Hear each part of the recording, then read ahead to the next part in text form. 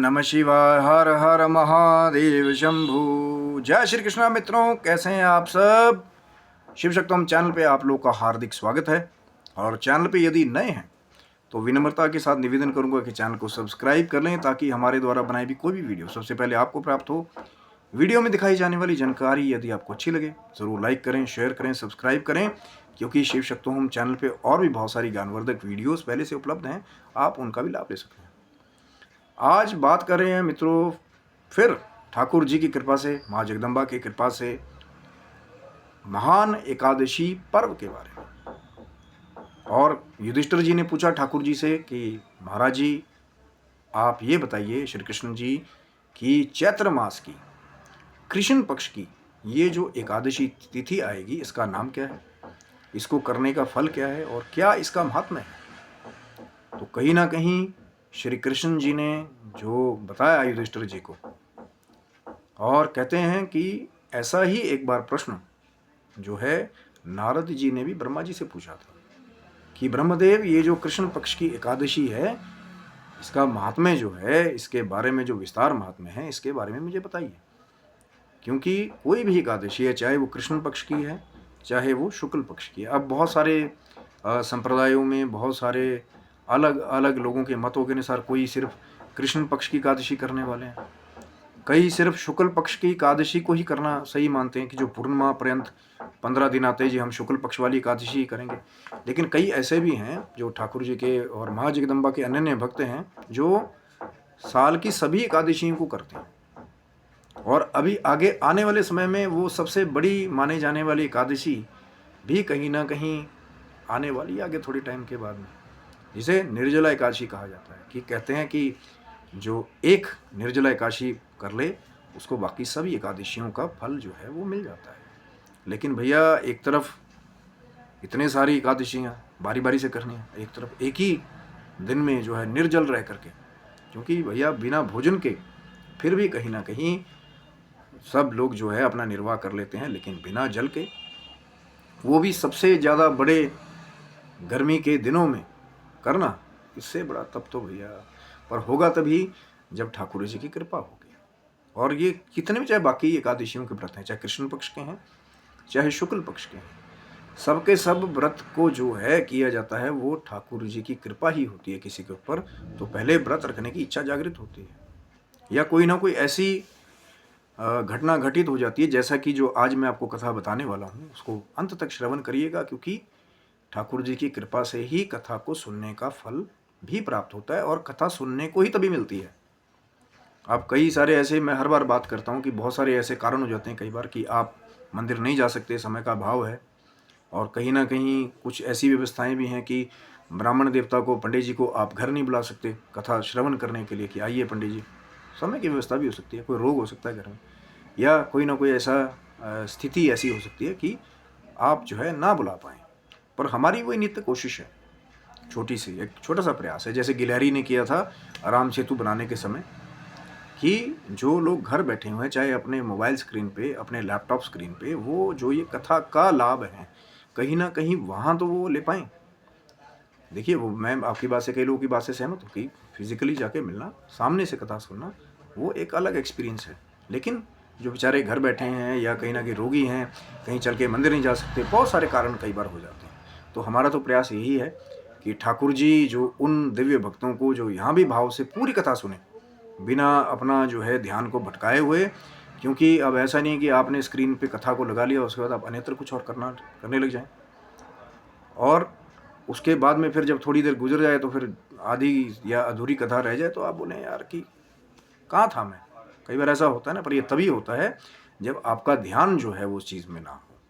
जब ध्यान पूरा लगा होगा, पूरी कथा को श्रवण करेंगे तो हमारी तो कृपा है, जो हमारी मनोकामना है, कृपा तो ठाकुर जी की है, हमारी तो मनोकामना अरदास है कि सबके मनोरथ जो हैं जिस भी भाव के साथ वो ठाकुर की कथा सुने, तो ठाकुर जी की कृपा ही है कि वो जो मनोरथ है आपका सही वो आपको प्राप्त हो जाए। लेकिन वही है कि पूरी कथा को, पूरी वीडियो को अंत तक देखिएगा, ठाकुर जी के भाव के साथ, ठाकुर जी का माँ जगदम्बा के चरणों का स्मरण करते हुए, और ठाकुर जी करें आपके पास किसी चीज़ की कमी ना रहे। क्योंकि जब ठाकुर जी की कृपा होगी तो माँ लक्ष्मी स्वयं ही वहाँ कई बार प्रकट हो जाती हैं। ये भी एक गुप्त रहस्य आपको बता रहा हूँ। तो आइए कथा श्रवण आपको कराते हैं। तो यही प्रश्न जो है वो नारद जी ने भी ब्रह्मदेव से पूछा था, जो वही प्रश्न जो है युधिष्ठिर जी ने श्री कृष्ण जी से पूछा था कि कृष्ण पक्ष की कृष्ण चैत्र मास की कृष्ण पक्ष की जो एकादशी है, इसका महात्म्य क्या है, इसका फल क्या है। क्योंकि आजकल लोगों में एक अलग ही जिज्ञासा रहती है ना कि क्या फल मिलेगा इसको करने से, महात्म्य क्या है। तो प्रभु ने भी कहीं ना कहीं उस चीज़ को बताया है।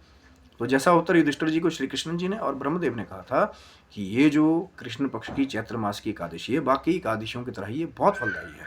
और कहीं ना कहीं इसका नाम जो पाप विमोचनी एकादशी है, जो पाप को विमोचन, सभी पापों का नाश करने वाली एकादशी, नाम ही पाप विमोचनी है।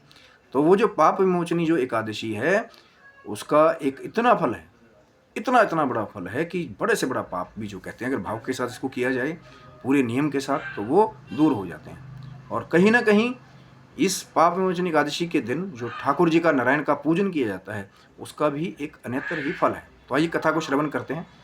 कथा ऐसी है कि एक चित्ररथ नाम का एक रमणीक वन था, और इस वन में कहते हैं कि देवराज इंद्र अपनी जितने सहचर हैं, गंधर्व कन्याएं, अप्सराएं, देवताओं के साथ जो है विचरण किया करते थे। और हर जगह विचरण करते हुए तो आना जाना उनका आम लगा रहता था। लेकिन उसी वन में कहते हैं च्यवन ऋषि के मेधासी या मेधावी जो है ऋषि जो है, वो तपस्या कर रहे थे।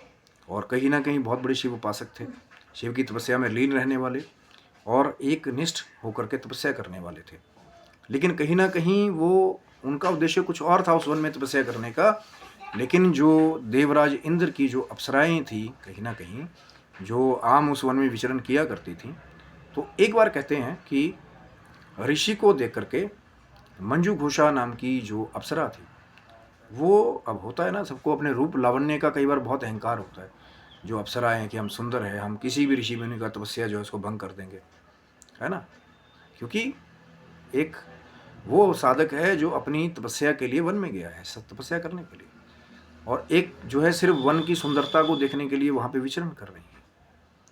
तो मंजू घोषा की नज़र जब पड़ी ऋषि जी के ऊपर तपस्या करते हुए, तो मंजू घोषा ने उनकी तपस्या को विघ्न डालने का उनके अंदर विचार आ गया कि मैं अपने रूप लावण्य से, अपनी जो कला मेरे अंदर है, नृत्य कला, संगीत कला, उसके द्वारा मैं इनकी तपस्या को भंग करूँगी। हो जाता है ना, मैंने वही तो बोला ना कि कई बार रूप का अहंकार ही आपको गर्त की तरफ या गलत काम की तरफ ले जाता है। मैं हर बार यही बात कहता हूँ कि कोई संत, तपस्वी, ऋषि मुनि अपना कार्य कर रहा है, आपको उससे क्या लेना देना है। वो अपना काम कर रहा है, अपना काम कीजिए, प्रणाम किए आगे निकल गए। ये तपस्या क्यों कर रहा है, कहाँ कर रहा है, क्या है, ये चीज़ें कई बार आपका नुकसान कर देती हैं। क्योंकि जिसको आप जा रहे हो, जिसकी तपस्या भंग करने के लिए या छेड़ने के लिए, क्या पता कि आगे आपके साथ क्या हो जाए। तो मंजू घोषा जी ने वहीं से फिर अपना जो भी कला थी, संगीत की, नृत्य की, वो करना शुरू किया।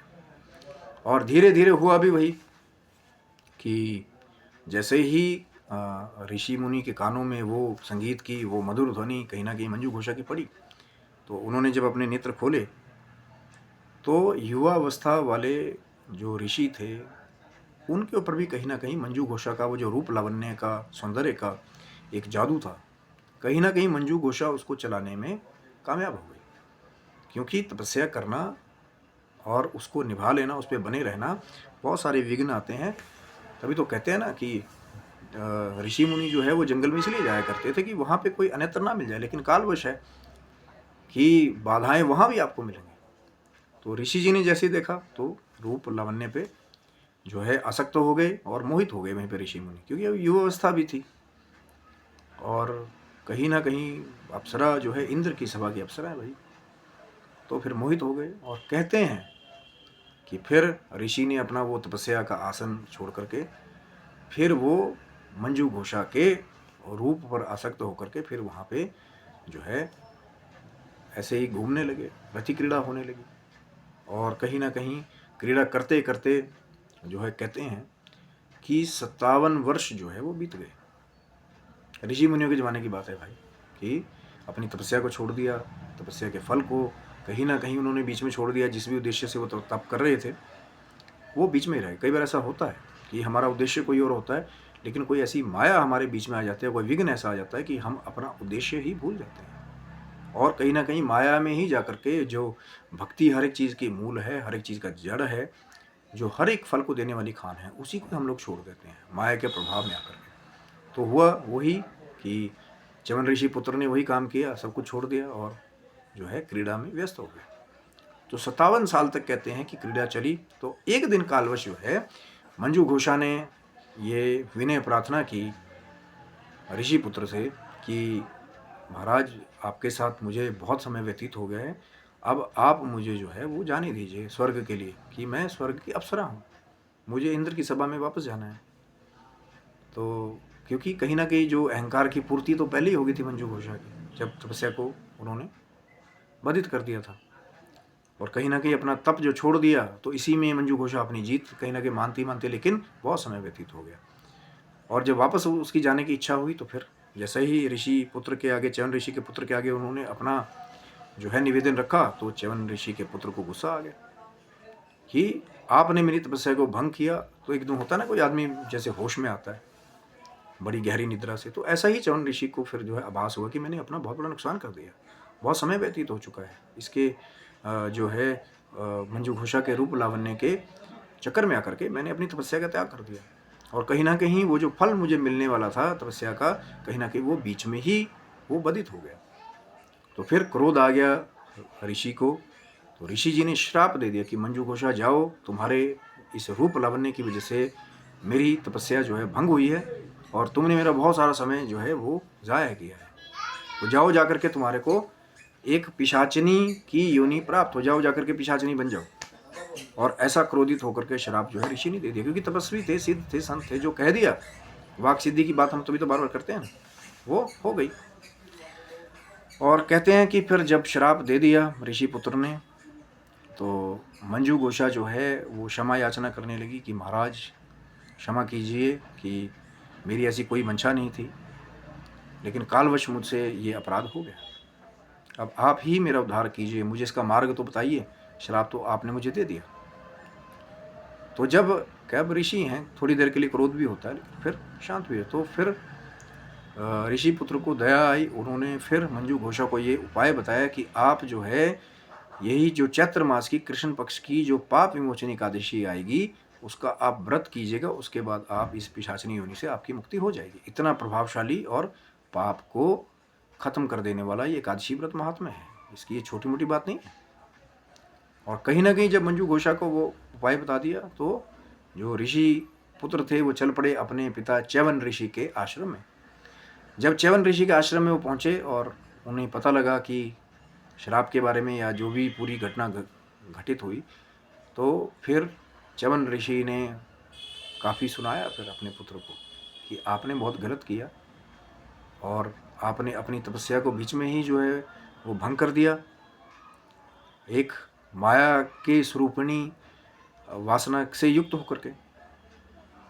तो फिर जो है काफ़ी ग्लानि हुई मेधासी ऋषि को। उन्होंने कहा कि पिताजी, आप मुझे अब इस पाप से निकलने का मुझे मार्ग बताइए, जो मैंने भक्ति के मार्ग को कहीं ना कहीं भ्रष्ट कर दिया है, मुझे इससे निकलने का मार्ग बताइए अब आप, कि मुझे बहुत ग्लानि हो रही है, लेकिन मैं इसका पश्चाताप करना चाहता हूँ। क्योंकि सबसे बड़ी बात तो ये होती है कि पहले अपने अपराध को मान ही लेना।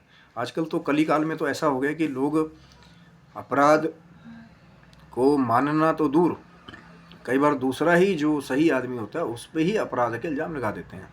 ये कली काल का प्रभाव है।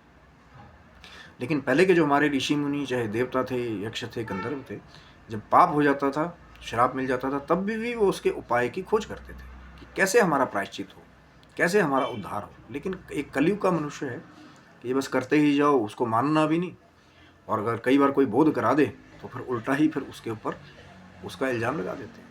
तो बहुत अनुनय विनय किया च्यवन ऋषि के आगे ऋषि पुत्र ने। तो च्यवन ऋषि ने भी वही उपाय बताया कि आप भी जो है ये जो कृष्ण पक्ष चैत्र मास की एकादशी, जो पाप विमोचन एकादशी आएगी, उसका आप व्रत करें, जिसके प्रभाव से आप पाप मुक्त होकर के फिर दोबारा अपनी तपस्या को आप शुरू कर सकते। यही उपाय फिर च्यवन ऋषि ने अपने पुत्र को बताया, और जो ऋषि पुत्र थे उन्होंने यही उपाय मंजू घोषा, जो अप्सरा थी, जो श्राप मिल गया था जिसे पिशाचिनी योनि में जाने का, अपना रूप लावण्य खोने का, तो वो भी यही इसी उपाय को बताया गया था उसके लिए। तो इधर च्यवन ऋषि के पुत्र ने वो व्रत किया जिसके प्रभाव से वो पाप मुक्त होकर के फिर अपनी तपस्या में दोबारा लग गए। और वहाँ जो मंजू घोषा थी, उन्होंने भी यही कृष्ण पक्ष चैत्र मास की पाप विमोचनी एकादशी का व्रत किया, जो भी नियम के साथ बताया गया है विधि। और फिर कहते हैं कि वो भी अपनी पिशाचनी योनि को छोड़ करके फिर दोबारा अप्सरा स्वरूप प्राप्त करके, वो रूप लावण्य प्राप्त करके फिर स्वर्ग के लिए उन्होंने प्रस्थान किया। सिर्फ एक दिन का एकादशी व्रत करने का इतना महत्व है, व्रत करने का। लेकिन इस दिन मैं हर बार बात करता हूँ कि दान करने का भी बहुत बड़ा महात्म्य है। साधु संतों को, वैरागियों को, जो सबसे ज़्यादा ज़रूरतमंद है, मैं हर बार कहता हूँ कि भैया देख करके सुपात्र को दीजिए। अब ऐसा नहीं कि 50 चीज़ें उसके बाद पहले ही हों, आपकी चीज़ को भी ले जा करके यहाँ वहाँ रख दे। वो ब्राह्मण, वो संत, वो वैरागी जिनको उसकी सबसे ज़्यादा आवश्यकता हो, देखा कि हाँ कोई संत हैं, वैरागी हैं, पाँव में चप्पल नहीं है, तो उनको चप्पल या जूता जो है उसके हिसाब से दान किया उनको। जिनके पास जो है, जैसे अब गर्मियाँ आ रही हैं, तो मैं पानी के मटके की बात शुरू से करता हूँ। अभी निर्जला एकादशी तक इस चीज़ का बहुत बड़ा, आगे भी बहुत बड़ा एक महात्म्य है कि जो पानी का मटका जो है मंदिरों में या किसी ऐसे निर्जन स्थान में लगाते हैं, व्यवस्था करते हैं प्याऊ की, या जो बावड़ी पहले होती थी, जहाँ पर जो है जल आसानी से नहीं मिलता। क्योंकि कई बार ऐसे निर्जन स्थान होते हैं, वहाँ पे बड़े बड़े वैरागी संत, जैसे च्यवन ऋषि के पुत्र जो है उस वन में तपस्या कर रहे थे, तो बहुत बड़ा फल लगता है। और उसके बाद जो है कोई वस्त्र है वो भेंट करना, यहाँ तक कि जो जप माला तक जो है, चाहे तुलसी की माला है, चाहे कोई भी जप माला है, उसको भी दान करने का कहीं ना कहीं कुछ परसेंटेज आपको मिलती है। जब कोई संत ब्राह्मण दिव्य उसके ऊपर जाप करता है, तो फिर उसका भी जो है हिस्सा आपको प्राप्त होता रहता है। ये भी एक बड़ी महात्म्य की बात है। और रात्रि जागरण की तो कहने क्या, जो व्रत भी अगर कर सके, और रात्रि चाहे मध्य रात्रि तक ही वो जागरण करे, भगवान ठाकुर जी का कीर्तन करे, पूजन करे, आराधन करे, और जो तो पूरी ही रात जागरण कर ले, फिर तो कहने क्या, जो 100% जो पूरा का पूरा फल है इस एकादशी का, वो पूरा का पूरा फल पाने के अधिकारी हो जाते हैं, क्योंकि इसका महात्म्य बहुत बड़ा है। फिर जैसे ही सूर्य उदय अगले दिन हुआ, तो जो नियमावली है उसके अनुसार त्रयोदशी से पहले पहले हरिवासर को देखते हुए, और जो वैसे तो सुबह ही पारण कर लिया जाता है, लेकिन उसमें भी कई खास मुहूर्त होते हैं, कई बार हरिवासर का भी विचार किया जाता है, तो जरूर पंचांग में चेक करके या आप विमर्श करके फिर सही समय पर आप पारण करें, द्वादशी में ही, और उसके बाद जो है ठाकुर जी की कृपा आपको प्राप्त हो। अब जो किसी ब्राह्मण को भी भोजन करा सकते हैं फिर पारण करें। वैसे तो वो एक्चुअल सबसे बड़ी बात तो वो है कि एक ही ब्राह्मण हो, चाहे आपने उसको भोजन कराया, उसके बाद खुद भोजन किया, तो फिर और फल मिलता है। अगर नहीं भोजन करा सकते हैं, तो जैसे कोई खाने का कोई मिष्ठान है, मीठा है, जो भी यथावत दक्षिणा आपकी हो, किसी ब्राह्मण देवता को जाकर के दे आएँ, फिर उसके बाद भोजन करें। ठाकुर जी का आरती भोग लगा करके, तुलसी दल डाल करके, फिर उसके बाद पाएँ प्रसाद। व्रत का एक तरह से आप जो है पूरा फल लेने के अधिकारी होते हैं। वो उद्यापन विधि जो है फिर बाद में, जो एकादशी व्रत की किसी खास व्रत के लिए सभी एकादशियों को करना है, वो एक अलग विधि है फिर बाद में। और सबका ही अलग अलग इतना इतना फल है, चाहे दान है, चाहे व्रत है, रात्रि जागरण है, किसी ब्राह्मण को भोजन कराना है, सबका अपना अपना फल है। एक ही दिन के अंदर इतने सारे फल, एक ही दिन के इतने इतना महात्मा, तो ये है। और मेरे पास वो जीवा नहीं है कि मैं ठाकुर जी के इस महान व्रत के बारे में पूरा पूरा जो उसका फल है वो बता पाऊँ। परदास ने तो एक कोशिश की है। आशा करता हूँ वीडियो आपको अच्छा लगा होगा। ये पाप विमोचनी एकादशी कृष्ण पक्ष चैत्र मास की आपको वीडियो अच्छा लगा ज़रूर लाइक करें, शेयर करें, सब्सक्राइब करें। और ज़रूर यदि व्रत नहीं भी करते हैं तो चावल का इस दिन निषेध करने की पूरी पूरी कोशिश कीजिए, क्योंकि चावल खाना एकादशी के दिन वर्जित किया जाता है। कई जगह तो हम लोग ये भी कहते हैं कि पूजन में भी जो है चावल का प्रयोग जो है इस दिन कहीं ना कहीं उसकी जगह के सफ़ेद तिलों का आप प्रयोग कर सकते हैं। वो एक अलग अलग अपनी विद्वानों के अनुसार और अपने अपनी कुल मर्यादा के हिसाब से सब लोग अपने अपने हिसाब से चीज़ें करते हैं। और कहीं ना कहीं कोशिश तो ये होनी चाहिए कि भैया चावल का निषेध तो वर्जित, चावल का सेवन ना कीजिए। और कहीं ना कहीं ठाकुर जी के नाम का संकीर्तन करने का, राधा रानी नाम का संकीर्तन करने का बहुत बहुत गुना फल मिलता है। नारायण का, माँ लक्ष्मी का, सबका जो है एक आप एकाग्रचित होकर के चाहे थोड़ी देर ही भजन कीर्तन कीजिए, चाहे घर में अकेले में कीजिए, चलते फिरते कीजिए, उठते बैठते कीजिए। तो नाम संकीर्तन का कलयुग केवल नाम धारा, सुमिर सुमिर नर उतरे पारा, ये नाम की ही पावर है। चलते फिरते करते रहिए। जो नहीं बैठ सकते कोई बात नहीं, अगर व्रत नहीं भी है तब भी चलते फिरते करते रहिए, कई व्यवस्थाएं होती हैं कई लोगों की। तो ये था मित्रों वीडियो, आशा करता हूँ अच्छा लगा होगा। और चैनल को जब आप सब्सक्राइब रखेंगे तो आगे भी और अच्छी अच्छी जानकारी से जुड़ी हुई चीज़ें आप तक लाने की हम कोशिश करेंगे। और कहीं ना कहीं जो पहले से वीडियोस उपलब्ध हैं शिव शक्ति होम पे चैनल पे, उनका भी लाभ आप कभी भी ले सकते हैं। ये भी वीडियो बार बार आप लोग देख सकते हैं। तो आप स्वस्थ रहें, मस्त रहें। ठाकुर जी की, माँ जगदम्बा की कृपा आपके संपूर्ण परिवार के ऊपर बने रहे और आप अपने जीवन की भौतिक और आध्यात्मिक उन्नति की ओर हमेशा अग्रसर होते रहें। तब तक के लिए हर हर महादेव, जय माता दी मित्रों आप सबको।